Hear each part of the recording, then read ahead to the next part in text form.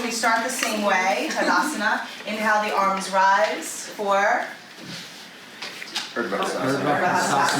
Same transition, exhale. Give me the Sanskrit. Uttanasana. Now we have Ardha Uttanasana, which is half intense stretch, right? Half lift, half forward fold. Then from here, there's a transition straight. Really, if you're talking in Ashtanga, it's a float right to Chaturanga Dandasana. We're going to break it down now. We're going to step to plank, lower halfway, right? So here's Chaturanga Dandasana. Then, normally you go right up to up dog, but I'm not going to do that right just quite yet, so I'm going to lower to the ground and take cobra. But I want you to know it's supposed, I'll just do it, whatever. It's an up dog. Yeah, that doesn't feel good on my back right now. And then it's rolling over the toes to downward facing dog. There's no steps forward. Now it's jump.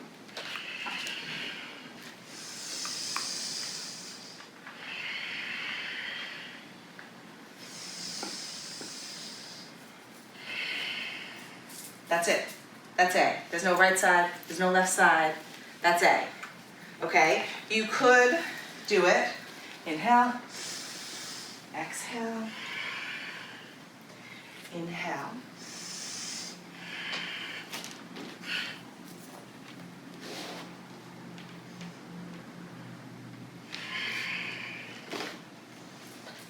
In Ashtanga, this is a 5-breath rest. In Vinyasa, it's anywhere from 1 to 10, right? So just think about what the goal is of the class. It's a hop or step or a little jump.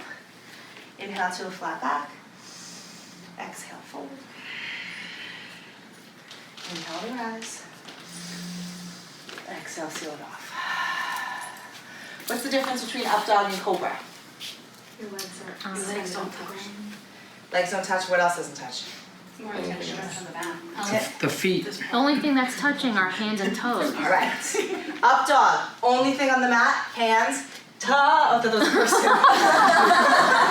Only thing, hands, top of the feet. That's it.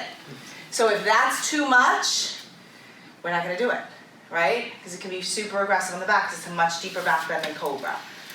Inner thighs are spiraling in toward one another, so we'll practice that a little bit with a block today. So you need a tremendous amount of leg engagement for Urdhva Mukha Svanasana, upward facing dog, right? So it's that big expansive back bend and then a push back to downward facing dog, okay? Is that when teachers say step, hop, or jump to the front? Yes, and I'm telling you now, Millard hates that. He said, stop saying all three things. So if you say that, he's going to give you feedback to stop. Because there was a time when every single yoga teacher said, hop, step, or walk to the top of your mat. And it just became this thing that people were just saying habitually, and it just was like, everywhere you went, you heard it. So what are the options? Some of you aren't going to feel comfortable doing that little hop that I just did, right? Sometimes I don't feel comfortable doing that little hop that I just did. God bless.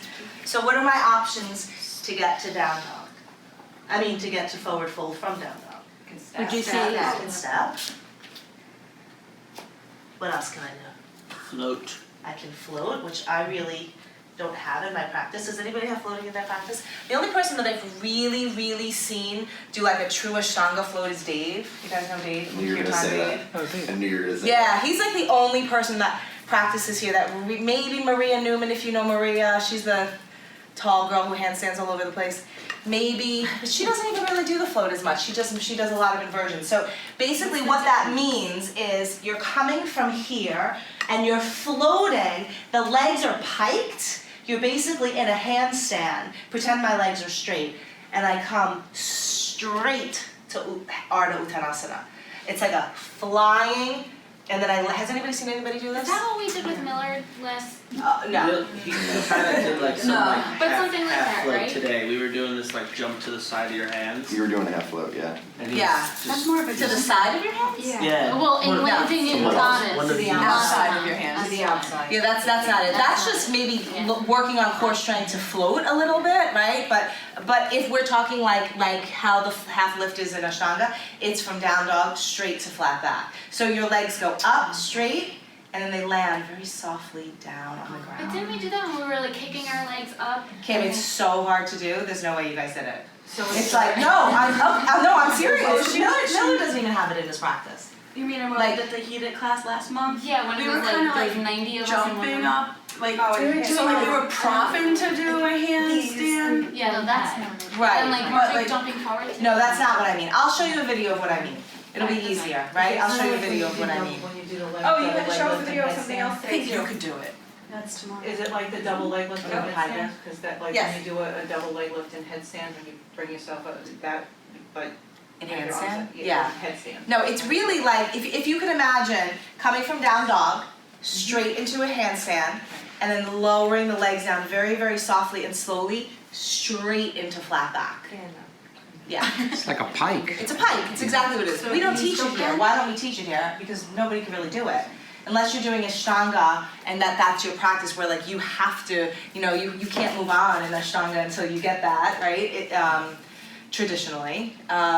So we're not teaching that because that's not an attainable goal. If we're looking for radical inclusivity, we're not teaching that. So very often, Millard will even question people saying, why are you saying float? Why are you offering float as a option if no one in the class can really do it? So just thinking about choosing your words poignantly and carefully. Step to the front of your neck. Step. Yeah, sometimes, and find a million different ways to say that. Sometimes I say travel to the top of the mat, right? So the other thing you can do if you're doing a variation of Surya and you're teaching a basic class is people take a little walk. You tippy-toe to the Tippy-toe to the top, take a flat back, exhale, fold. I wouldn't get too caught up, right? You can say, most people do a little hop. So a float, you're basically really going into handstand? Yeah, for real. Oh, Yeah. You can do that. Not like what, not like what you're, I mean, I can. You could but probably not do like that. I think you're not like that. I think you did it at Stacy now. I think you did. So, but that being said, let's say I'm teaching. If I did, that was not intentional. You did it though. Let's say that Carrie's taking my class and I see she's approximating that. Then I'll say, yeah, if floating is part of your practice or you're exploring floating, go for it. I'll like put that into the space, like because I know people are exploring it. If the average person in my class is doing this, why am I saying float? No one's floating. Unless my whole class was centered around floating and breaking it down and I don't know, the longer I do this, I'm less enthralled with the physical part of the practice. Yeah, it's like get to the top of the mat. Take a big breath in, like what's the point? Can you just say that, like get to the top? Yes, absolutely, Okay. right, I'm good. absolutely, yeah, for sure. Great. So how do you all feel? Yeah. What's the purpose of a flat back? What's the purpose? Well, let's think about it, right? I mean, it's a transition, for sure, but I actually love this pose because for me, it lights up the back of my legs in a good way, and it gives me a lot of length in the spine, right? And then from this length in the spine, I've actually been playing around a lot with like, I don't know, can you guys see this? Because I feel it. I'm like pulling forward and then bringing that space down with me, so I get into a much deeper forward fold than if I were to just come from Urdhva Hastasana. So that's what it's for, to get more into the forward fold? Yeah, I mean, that's how I look at it. Somebody else might have a different reason for it, or I don't know, maybe Krishnamacharya had a different reason for it back in the day, but as far as it's that length, and then we don't cue to look up, right? Just like I think that's pretty clear, right? We keep everything really long, keeping the head in line with the spine. Sometimes people do Urdhva Hastasana kind of like, I don't know, like this weird, like sometimes you'll hear teachers say, keep the hands on the mat. I don't say that because if my hamstrings aren't open, I can't do this, right? So play around, like kind of what Marissa said earlier. If I'm teaching Surya A in the beginning and maybe we came into it kind of quick, I'll cue everybody. I'll say everybody fingertips to shins, even if you can do it with the hands on the ground. Because I just don't want people to aggressively forward fold, So sometimes I have people do it on blocks. My goal for that pose is space, to find space and length in the spine and the torso. There's like this expansion in the torso, and then the legs are really vibrant. And then bring that down with you in the forward fold. So it's halfway lift, is that what you would? It's like half intense stretch pose. It's half as intense. And It's like a second of rest. Yeah, or right, and it is. It's a little bit of a rest. Yeah. Can you go over chaturanga and that, because. We're gonna do that. We're gonna break that apart for like a full chunk of time. Because I'm not used to that, and I don't know those Yeah. terms. So here's the thing. This is why the knees down, chest down is so important, because that's this is the precursor to this, right? There's a lot of fire happening right here. So to just assume that everybody can come right into Chaturanga Dandasana, this is not Chaturanga Dandasana. This is plank, right? So four-limbed pose is this. Yeah. Yeah. Or the difference between Yeah, plank that's the and difference. forearm pose was. The Chaturanga Dandasana is the half lower down. We want to make sure that the elbows are not dipping below the shoulders are not dipping below the elbows, because that can be really aggressive on the rotator cuff. Right, you've got the head of the humeral bone here. That's constantly poking through. I'm not even going to demo it because it feels terrible, but some of you are doing that. So we'll try to play around with that, which means the legs aren't lit up enough and the core is not engaged enough. Once you start to gain strength in the core and you learn how to power the legs, then you don't collapse. If you can't hold yourself like this in Chaturanga Dandasana, then you really shouldn't do it. You have to get to the strength that you can hold, even for a microsecond, and do the prep work so that you can hold there. Because watch my toes. There's the lower, and then there's the press forward. And then really, it's kind of hard to do on a sticky mat, but it should be, watch my feet, rolling over the feet at the same time. A lot of people don't do that. A lot of people do something like that. What's the Lee, I saw you have a little hop. Yeah, like sometimes you just want to be, like sometimes people kind of create their own little transitions. It's not right or wrong, except if you're always doing the same thing over and over and over and over and over again. So if I'm always flipping with my right leg first, that means every single time I do it, my left hip is brunting the weight every single time, right? And when I roll over the toes, there's this really deep engagement I'm getting through my low abs to pike back that I don't really get else. Now my feet are stuck. That I don't get elsewhere a lot in the practice. I have to really, really get deep, deep. So it's a nice strengthener. Did somebody ask a question? I thought I heard something. It's funny that you I asked that question. Yeah, that was cute. It's so comfortable for me because it feels like I'm grounded when I Right. do that and I get my heels down. Yeah. I would practice though the rolling over the toes a little bit because it's a totally different type of engagement. It's a nice way to strengthen the legs and strengthen the abs. Any other questions? I want you to do a few. I'll cue you just so you feel it in your body, and I'll just do a little quick assessment of everyone's body so I can kind of see what we need to work on.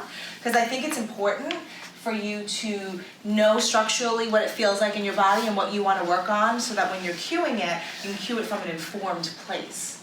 Because if you don't know what it shows, what it looks like in your body, then you're just saying what's on the paper. I don't know, I don't think that's the best service to our students as we can. So you'll have to think about how you can modify Surya Namaskar A in your own body or vary it. And then you can teach it a whole host of different ways. But we're all gonna start from the same place on the paper so we know where we're moving from. Okay? Sound good? All right. But when we are jumping, like, we all, like, as we are the things, like, we jump to the force, like, you are jumping is like very different. How we can get Yeah, that's a great question. And actually, that's probably what Mildred was working on with you, is the jumping softly. So the jumping softly is lots of core, not legs.